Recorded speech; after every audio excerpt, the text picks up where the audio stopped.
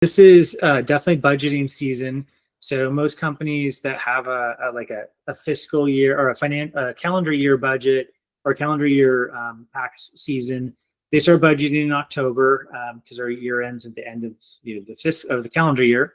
So for an SMB that's looking to have a budget or like trying to figure out why they need an IT budget, I can give some experience over my 24 years. So what I have seen is there's a very clear distinction between the businesses that budget for IT versus the businesses that don't. And it really comes to be like a proactive versus reactive.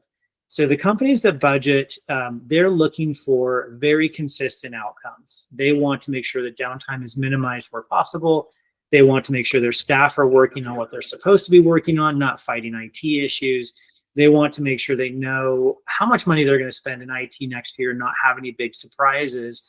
And so to deliver those consistent outcomes, we have to have a plan. And that's really the good thing about a budget is it initiates the discussion for a plan.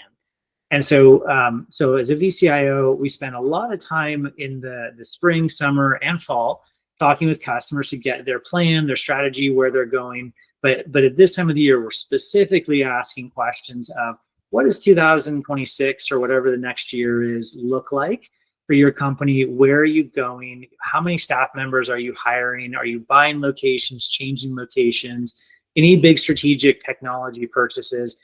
And once we've flushed out what the goals are for that company, it's really easy to put together a budget because they know they can tell us how many new staff they're going to have. So we add that. We figure out what network equipment they're going to add to their new building.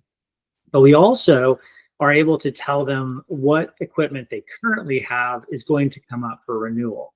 And that's really a distinction. And when SMBs are looking for a technology provider, specifically a managed services provider like Sakuri, that's a real distinction. And so what we find is we get customers that are on the larger side, on this more sophisticated side, because they demand to have budgets happen on a regular basis.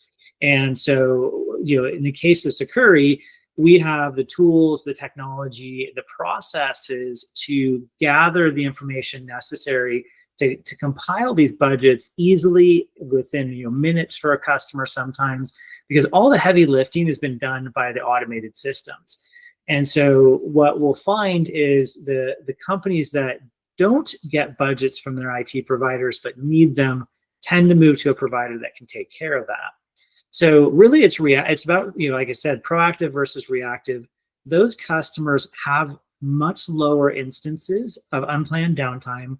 They generally know what their expenses are during the year, and they get those really consistent outcomes. So all of their energy is spent on their business goals and not spent on technology surprises.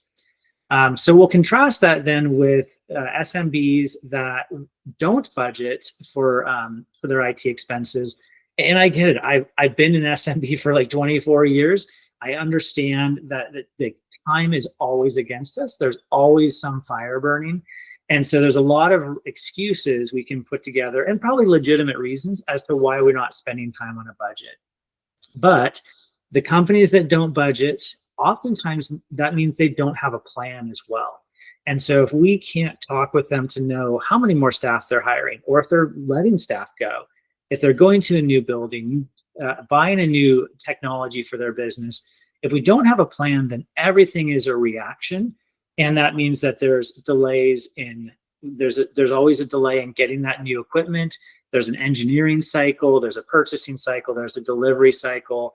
And so what seems like it might be something simple like, oh, hey, I need 5 new computers. That's fine. We're happy to do that. But those 5 computers might take 2 weeks for you to actually have installed by the time we've done the review, the proposal, the approval, the purchasing, the shipping, the build out, the delivery, right? There's a lot of things involved that the proactive customer who does the budget, those machines just show up on the date they tell us to have them show up. So there's no rush, there's no delay. So for the SMBs who don't budget, they also have unpredicted downtime, which is really the killer for a small business, because in an unpredicted downtime scenario, you don't know how big it's going to be, right? Is it one person who can't work? Is it your entire office? Did you lose a whole day of employee salary and operational costs? Did you lose potential sales, right? So those kind of factors can get to be really expensive.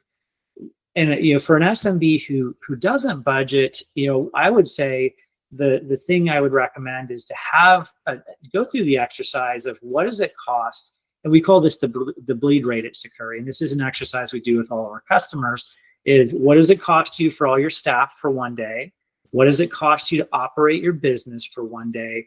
And what does it cost you in lost potential future sales for a day if you can't operate?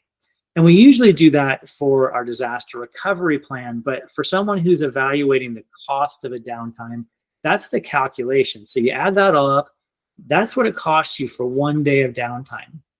The majority of our customers, when we actually get those numbers, it's in the thousands of dollars. I have a customer that estimates that it's $70,000 a day for them to be down. And granted, they're larger and they budget, but when we know those kind of numbers, then we're able to make really intentional decisions to protect them where they have weaknesses or to enhance them where they have strengths that need to grow. And so, if you're an SMB and you have a $5,000 downtime or a $10,000 downtime, what you have to realize is that's expensive. You could have taken all of that money towards buying new equipment, towards replacing equipment.